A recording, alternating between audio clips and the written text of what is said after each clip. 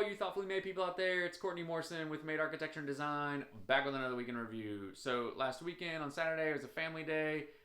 Sunday the same, and going to church together with the family, which is always a great weekend. And then on Monday, I was working on some of the financial things for the church that we've joined and are starting.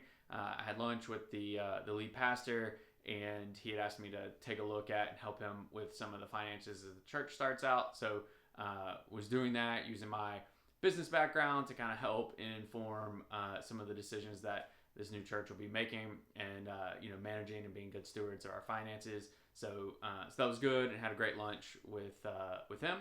And then I worked on the updated plan for the pizza restaurant as we look to reorient the bar, bring in the new interior designer, and kind of get that whole process restarted or continued on, kind of depending on how you look at it. But worked on that, and then worked on the upstairs plan for the historic remodel project that I have going on. And then on Tuesday, I had breakfast with a buddy. That was great. We had a good time, and then I really got into a deep dive in the code. So I'm doing this project in an existing building. It's about 16,000 square feet, type 2 building for any of you architecture nerds out there, non-sprinklered, 2 stories. And I was trying to figure out what the occupancy separation needed to be between business and storage, and got into a deep dive in the code with the NFPA 101 and the IBC, and really using Perplexity AI to chat with and give references for that. And so really kind of to double check myself. So I'm like reading the code manually, asking questions of the AI, trying to figure things out. And really, I had arrived at a conclusion that I didn't expect, that the 2 areas needed to be separated with a 2-hour rated firewall.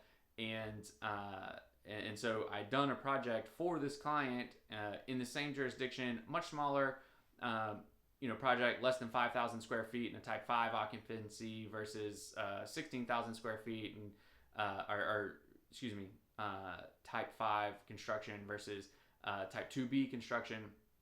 And so in the other one, we had done a 1-hour wall to separate the business and storage occupancies, and in this one I'm reading the code and it's showing me that we've got to do 2-hour wall. And so I'm kind of confused, and I'm trying to figure it out and sort through it. And so using the AI, using my the person who's helping me, the other architect in Chicago, to kind of verify my research and see what she sees in there and stuff, because it's just not quite it makes sense, honestly. It's just not congruent with my experience. And I was sort of frustrated with myself because I didn't leave myself a code trail for how we got to do a 1-hour wall in that occupancy. So really just trying to figure that out. So it was a big code deep dive. It's always good to dig into the building code and go figure out the nuances. And later in the week, I had a meeting with the owner and the fire marshal, and we'll get there. So that was Tuesday. On Wednesday, I worked on the upstairs plan for the historic remodel,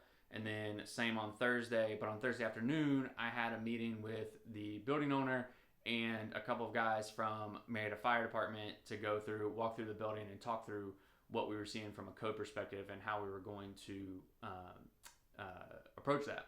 And so really, the building itself is fairly straightforward. It's a box, 2 stories, load-bearing concrete roof, floor, columns, masonry walls. There are some steel reinforcings in there that are not fireproof, and so we classified it as type 2B, non-sprinklered. We meet all the area requirements and things like that, but the egress is fairly complicated because of just how and when the building was built, for the occupancy that it was built for versus now the occupancy that we're going to use it for.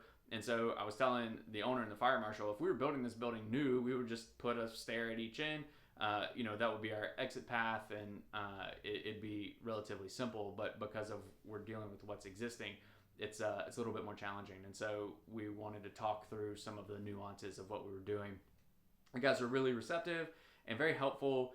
And ultimately, what we ended up doing was kind of talking through all of our issues. I summarized them in an email, sent the preliminary plans in my email with what we had talked about on site so that we could get their feedback. And really what we're trying to do is make sure that, yes, obviously everything is code compliant, at least, if not beyond and exceeding the code minimum, and making sure that because there's some complexity, they agree with our approach and it's not going to hang up our permitting. And so I wanted to get that to them before the set of drawings is finished. So it's just an area of communication. And thankfully, the owner is very hands-on and very responsive. He actually set up this meeting because he sees the value in it as well. And so for me to be able to be there, speak the same language as the fire department, them to be able to say, have you thought about this? What about this? We'll have to double check this. And so really, it's not that I know everything or they know everything, but they are the authority having jurisdiction. And so I'm trying to give them my code interpretation and how we're applying it to this building, and make sure that they agree and that we're not inadvertently violating any of the code minimums. And so trying to just ensure a smooth permitting process as we move forward. So that was Thursday afternoon, and then all day Friday morning and Friday afternoon working on the historical remodel. I had a meeting with the client that afternoon to go over my progress to that point, and so kind of talked through that with her, and then really had to remeasure the building, or the house. This is disappointing because I used the 3D scanning capability of canvas.io. The scanning was flawless. It was great. It's really cool that I can spin around the as-built model basically and look at it and verify things. But I sent it to them to get a Revit model back. And I did. I got a Revit model back. And I don't know that it's accurate or inaccurate necessarily. I haven't double-checked my manual dimensions against theirs. But what I have run into is just that it's overly detailed. And so while I love some of that detail, light switch for light switch, outlet for outlet, crown molding, just all the detail is in there. Well, I think in some regard, that's really cool. It's also way more detailed than I would get if I were just hand measuring and building a Revit model from scratch. And so I started off down that path using the canvas.io model and was really impressed with what they produced. But, I felt like there were some areas where some walls that I thought lined up, the model didn't show they lined up. So I really had to go through and verify all of those measurements. So I'm actually going to go back and build a model from scratch in Revit and then probably translate some of the 3D scan information on top of my new model. So it's slowed down my workflow a little bit. I do think the technology is impressive. I talked about this a few weeks ago that as far as buying an iPhone to have the LiDAR scanning capability, I still think I'll do that. But I do not think I will farm out my as-built drawings to a company like that in the future. It just, like I said, it just didn't quite meet my needs. Even though, like I said, what they came back with I thought was pretty impressive, and so it just was overly detailed. So yeah, that's all I have for this week. If you guys have any questions about who we are, what we do, how we do it, leave them in the comments below. I would love to interact with you there. I'd love to be able to address some comments on a future Week in Review video. So if you have them, I look forward to hearing them and talking to you guys next week. In the meantime, y'all be particular.